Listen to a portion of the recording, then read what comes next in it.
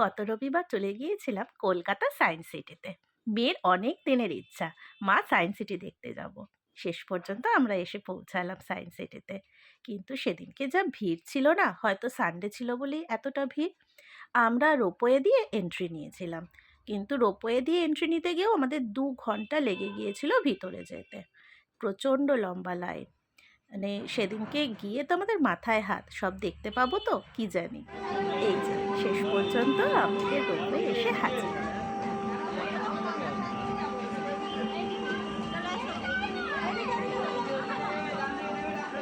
আমার মেয়ে তো আগেই লাইনে দাঁড়িয়ে আগে উঠে গেল।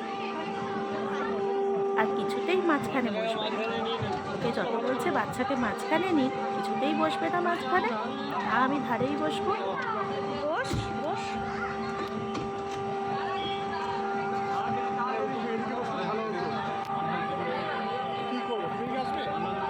উপর থেকে সায়েন্স সিটির ভিউটা এত সুন্দর লাগছিল না। চারদিকে শুধু সুন্দর সুন্দর গাছ আর ফুল।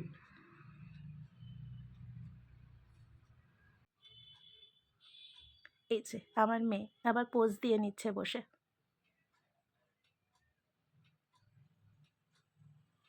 আমিও একটু পোজ দিয়ে নিলাম। সত্যি ভিতরটা কি সুন্দর। রোপওয়ে থেকে না খুবই সুন্দর লাগছিল। আর এত ধরনের ফুলের চাষ হয়েছে যে ফুলগুলো দেখতেই বোধহয় একটা দিন সময় লেগে যায়।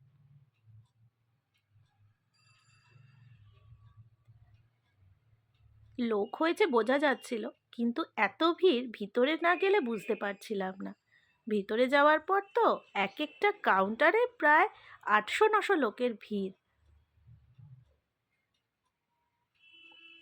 তার উপর বলছিল টিকিট শেষ, টিকিট পাওয়া যাবে না।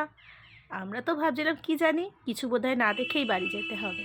তবে শেষ পর্যন্ত দেখতে পেয়েছি। এই যে আমরা ঢুকে গেছি সায়েন্স সিটির একদম ভিতরে। আমার মেয়ে ডাইনোসরের মুখে হাত দিয়ে একটা পোজ দিয়ে নিচ্ছে। আমিও বা বাদ যাই কেন।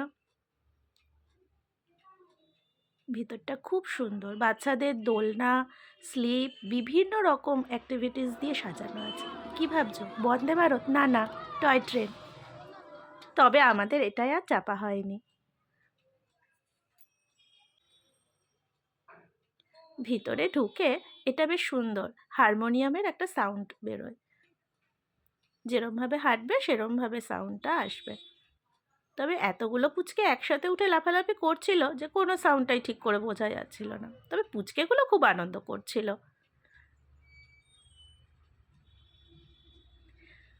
আমরা লিফটে করে ওপরে চলে গিয়েছিলাম। ওপর থেকে দেখতে দেখতে নিচে নামতে হবে।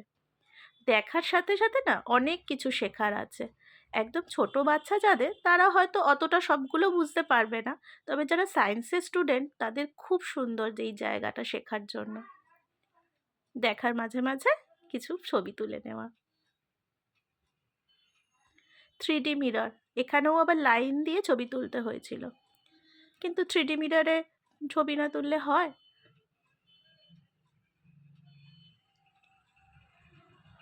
3D মিররের পিকচার নেওয়া হয়ে গেলে তারপর আমরা এলাম একটা লাইটের এফেক্টের এখানে। এখানে বেশ সুন্দর লাইট এফেক্টটা পড়ছিল। বিভিন্ন রকম কালারের শেড দিয়ে একটা পিকচার তোলা হচ্ছিল।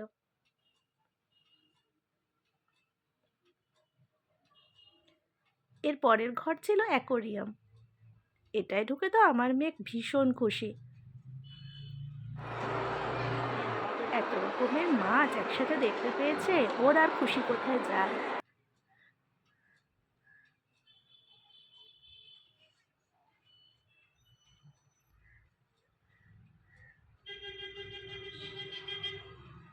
আর এই দেখো এই মাছটা কি বুঝছে কি জানি, আমার মেয়েও হাত দিচ্ছে আর ও হাঁ করছে। বেশ মজা লাগছিল ব্যাপারটা।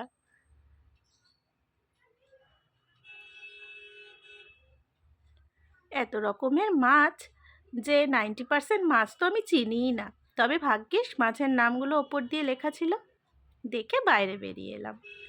এবার পেয়েছে ভীষণ খিদে, সেই জন্য তাড়াতাড়ি এক চিকেন রোল নিয়ে তিনজনে খেয়ে নিলাম। আর রোলটা না ভীষণ টেস্টি ছিল।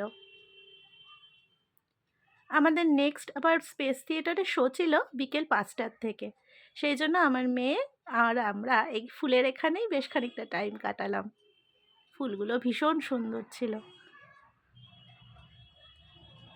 এরপর চলে এসেছিলাম স্পেস থিয়েটারে। এখানে ভিডিও করা যাবে না, তাই আর করতে পারিনি, তবে শোটা ভীষণ সুন্দর ছিল। এরপর 3D শো দেখে আমরা চলে এলাম ডাইনোসরের ঘরে। এই ঘরেই ঢোকার জন্য আমার মেয়ে সকাল থেকে অপেক্ষা করেছিল। সত্যি এই ঘরটা না এলে না বুঝতেই পারতাম না, ঘরটা বাচ্চাদের জন্য এতটাই সুন্দর যে না এলে সত্যিই মিস করতাম। অবশেষে চলে এসেছে ডাইনোসরে যাওয়ার গাড়ি।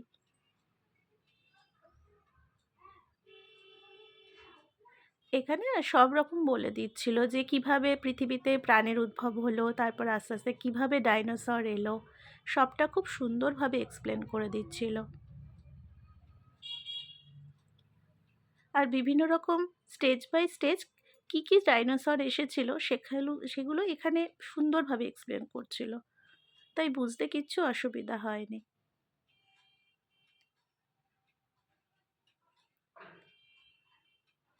আমার মতো ছোট পুচকে আছে যাদের বাড়িতে, তাদের জন্য এই ভিডিওটা প্রায় পুরোটা করারই চেষ্টা করেছি। এই ভিডিওটা দেখে তোমাদের পুচকেরা কি বললো অবশ্যই কমেন্ট করে জানিও কিন্তু।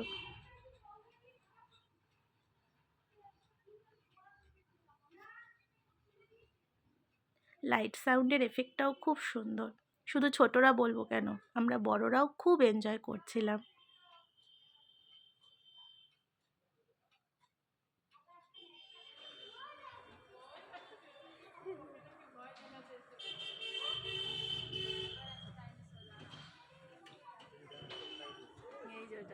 এই যে এতক্ষণে এনার দেখা পেলাম, ডাইনোসর।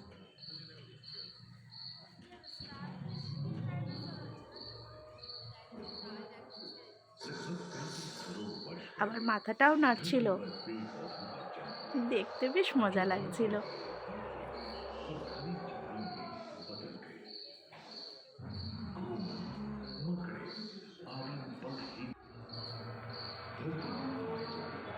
अधिकांश कोयले ही कार्बोनिफेरस युग के मृत पौधे से उत्पन्न हुए।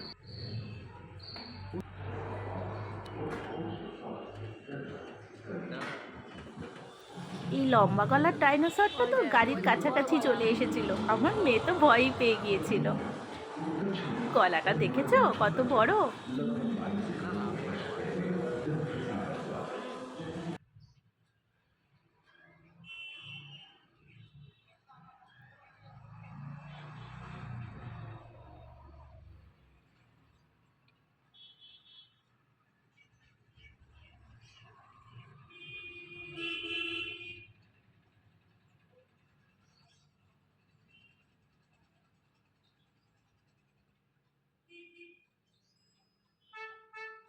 এইভাবে দেখতে দেখতে আমরা এগিয়ে চললাম অন্যান্য জন্তু কিভাবে তৈরি হয়েছিল সেই ঘরের দিকে। खंडित होने के कारण भारत एशिया की ओर खिसकने लगा। उत्पन्न हुए महादेशी प्लेटों में हलचल होने से ज्वालामुखी के रूप में लावा निकलती थी।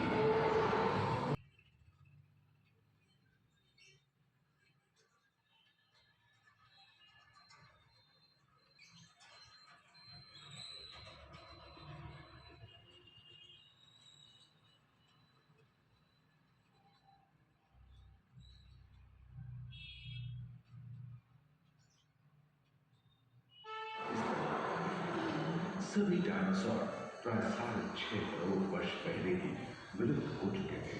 आखिर क्यों?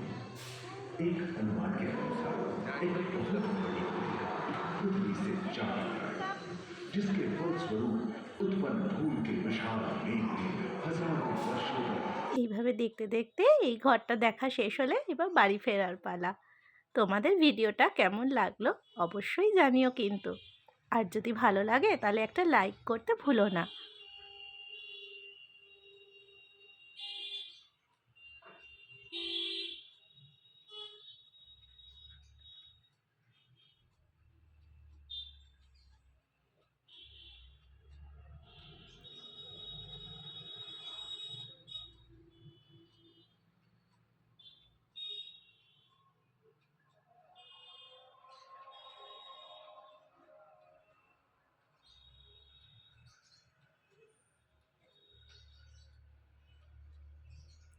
এবার দেখা শেষ হলে ব্যাস বাড়ি।